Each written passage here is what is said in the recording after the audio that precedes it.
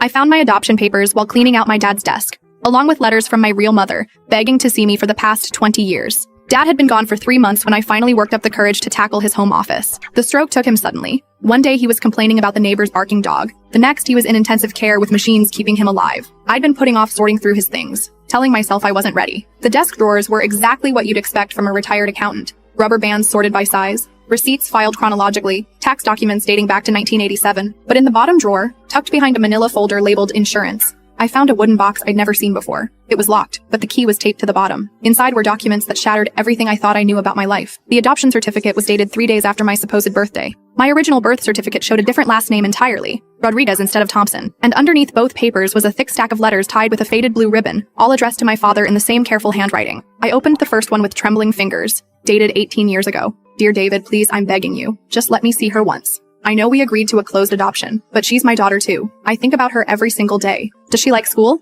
Is she happy? The signature at the bottom was Carmen Rodriguez, Alex's birth mother. I grabbed another letter from 10 years ago. Alex turned 13 last week. I drove by Jefferson Middle School hoping to catch a glimpse of her, but I chickened out. I bought her a birthday present anyway, a silver bracelet. It's sitting in my jewelry box with all the other gifts I'll never be able to give her. My hands shook as I read letter after letter. Carmen had been writing to Dad for decades, documenting every milestone she'd missed. She'd graduated from nursing school. She'd gotten married. She'd had another child, my half-brother Diego. She'd sent photos of herself over the years. She must be in high school now. Read one letter from 5 years ago. Does she like music? Does she know she has a half-brother who asks about his big sister every day? I've saved every penny to start a college fund for her. The letters became more desperate over time. Carmen had tried hiring lawyers, private investigators, even showing up at Dad's office. Each attempt was met with legal threats and restraining orders. I saw her at graduation yesterday. I stayed hidden in the parking lot, but I watched her throw her cap in the air. She's so beautiful, David. She has my mother's smile. I wanted to run to her, but I promised I'd respect your wishes. This is killing me. The letter stopped abruptly 2 years ago. I sat on Dad's office floor, surrounded by 20 years of secrets. Every time I'd asked about my birth parents growing up,